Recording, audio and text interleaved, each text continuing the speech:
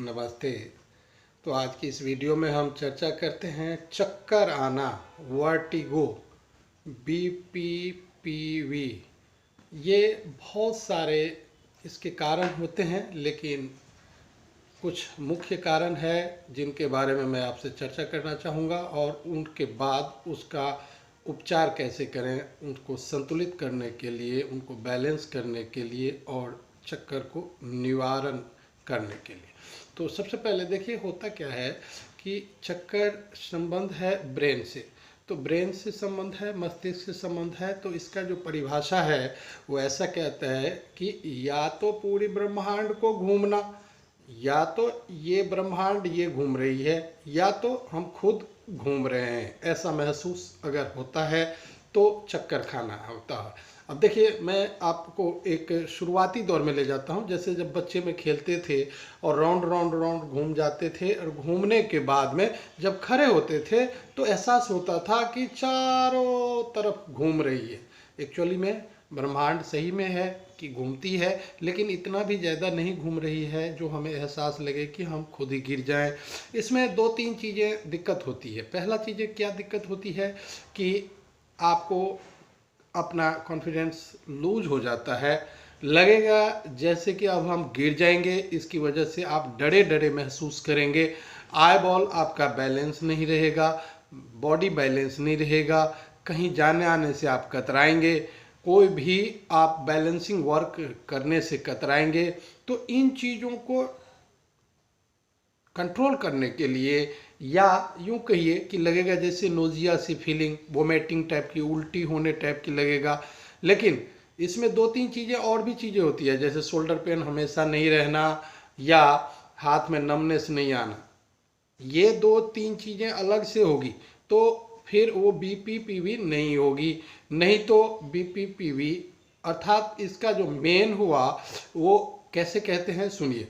B vinyl मतलब note major, पैरासिक्सनल तो इसका मतलब होता है सडन सीवियर, और पोजिशनल अर्थात पोजीशन चेंज करने में, और वर्टिगो मतलब चक्कर आना। तो क्या होता है कि या तो हम लेट करके उठते हैं तब चक्कर आती है, या उठ के बैठते हैं या लेटते हैं तब चक्कर आती है। दोनों स्थिति में हो सकती है। वोमिटिंग सी महसूस होती है। तो इन तीनों या चारों चीज़ों में इसको कैसे कंट्रोल करते हैं, ये देखिए। इसके बहुत सारे कारण होते हैं। थोड़ा सा कारणों पे आ जाएं तो देखिए, सर्वाइकल स्पॉन्डिलाइटिस, जो 7 डिस्क सर्वाइकल है उससे संबंधित कोई असुविधा होगी तो भी ऐसा हो सकता है। किसी को अगर अर्थराइटिस से ऑस्टियोआर्थराइटिस होगा तो भी दिक्कत हो सकती है। तीसरा, जब ब्रेन को ब्लड की सप्लाई कम मिलेगी तब भी हो सकता है।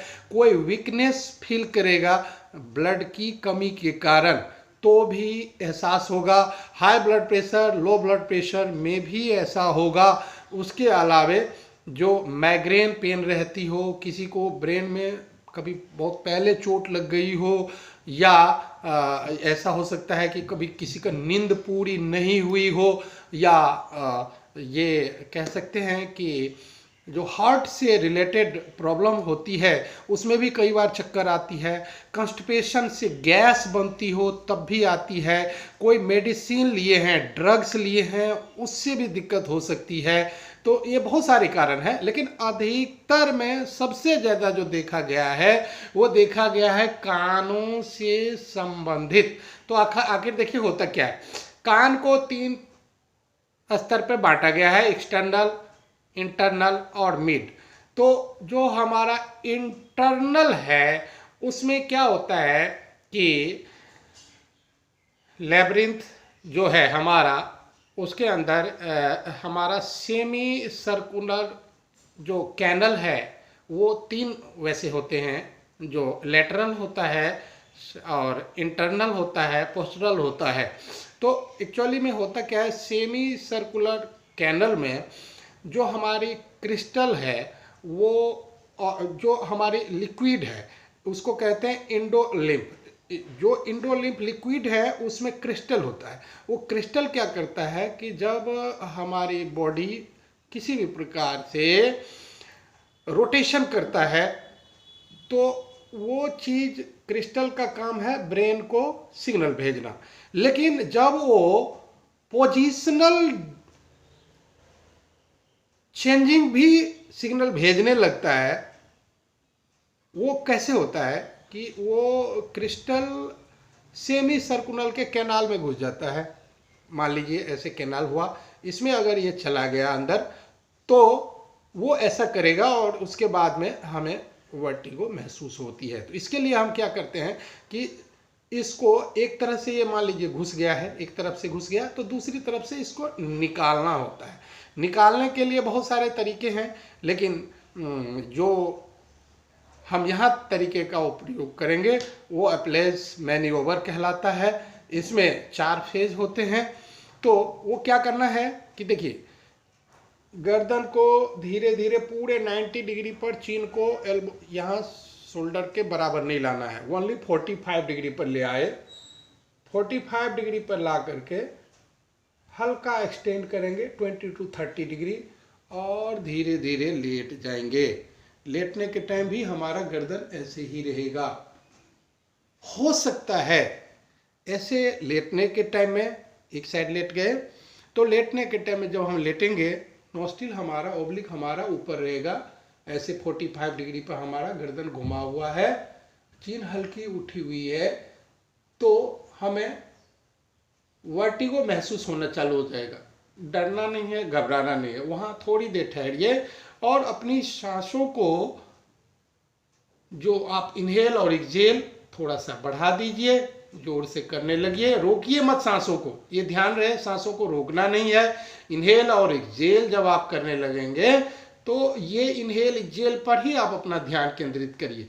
कुछ सेकंडों के बाद में, 5-10 सेकंड के बाद में आपका वर्टिगो चला जाएगा।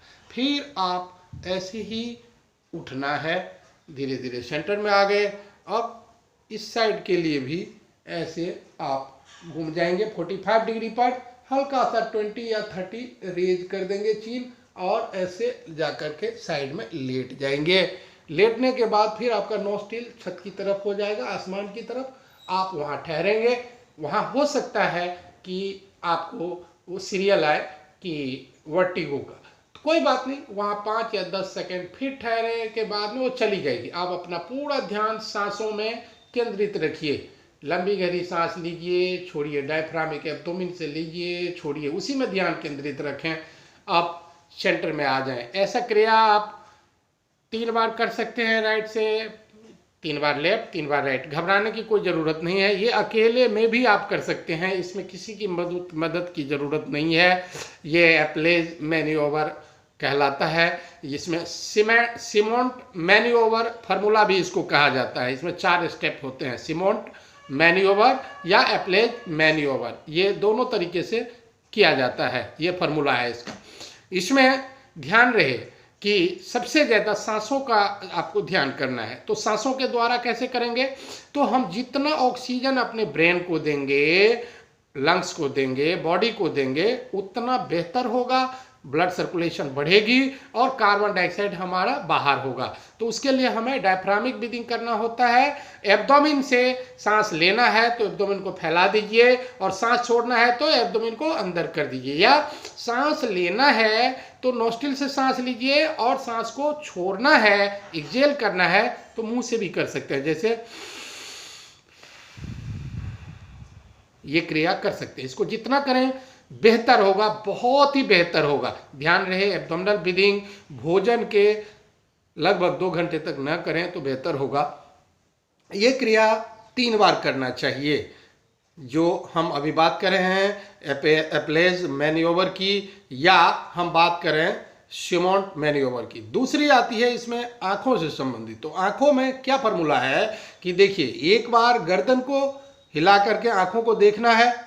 ये देख लीजिए, सपोज दैट ये पेन है, इसको मैंने यहाँ रख लिया फिक्स नोस्ट्रिल के पैरेलल, और इसमें क्या करेंगे कि हम गर्दन को ऊपर नीचे करके इसको देख रहे हैं। आंखें हमारा फिक्स है, यहाँ पे है, देख लीजिए, लेकिन गर्दन हम ऊपर नीचे कर रहे हैं।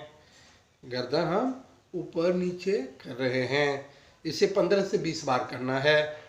और इसमें भी चाहें तो जब आप ऊपर कर रहे हैं तो इनहेल करेंगे और नीचे कर रहे हैं तो एक्सेल करेंगे।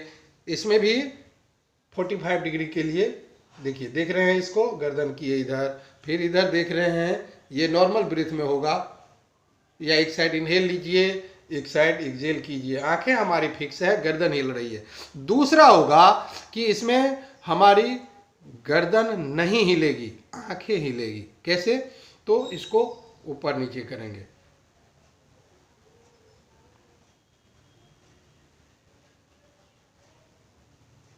इसमें आंखें हिल रही है। फिर इसमें देखिए, गर्दन नहीं हिलेगी, आंखें हिलेगी।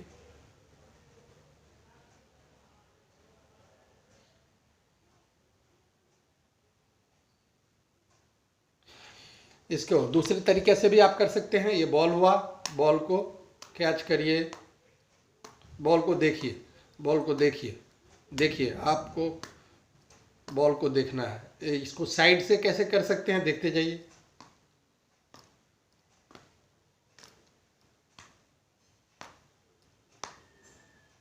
मतलब देखना है। फिर गर्दन के लिए आप हमेशा ध्यान रखें कि सर्वाइकल का जब एक्सरसाइज करेंगे तो आप सर्वाइकल से रिलेटेड या ऊपर के जो 3 डिस्क हैं उससे रिलेटेड आप बेनिफिट प्राप्त करेंगे। बहुत सारे इसके अभ्यास हैं, बहुत सारे प्रैक्टिसेस हैं, लेकिन जो अपने से खुद से किया जा सकता है, ये ऐसे किया जा सकता है।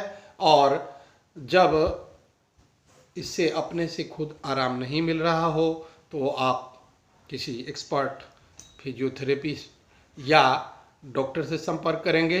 वो आपको इसमें जो क्रिया होगी या जो तरीके हैं उसके तरीके के द्वारा आपको कंट्रोल करवाएंगे। ये हमेशा न तो परमानेंट कोई चीज़ है और न ही ये एक बार ठीक हो गया तो कभी दोबारा नहीं आएगा, ऐसा नहीं होता है। क्योंकि इसमें मेजर फॉल्ट क्या होता है कि सर्वाइकल हो सकता है, ब्रेन हेमरेज, पहले ब्रेन में कभी चोट लगी हो उसका शिकायत हो सकता है, एनीमिया हो सकता है, ब्लड प्रेशर हो सकता है, या आपका ऑस्टियोपोरोसिस हो सकती है, या बेड रेस्ट, ज़्यादा जो एक्सरसाइज मतलब कभी नहीं कर पाते हैं या ज़्यादा बेड रेस्ट में रहते हैं, उनको भी ऐसा हो सकता है रॉन्ग पोस्चर की वजह से, या जिनको ब्रीथ में ऑक्सीजन की अभाव होगी, वीकनेस होगा, उन ऐसी वक्त में ये हो सकती है। लेकिन मैंने कहा कि इसके जो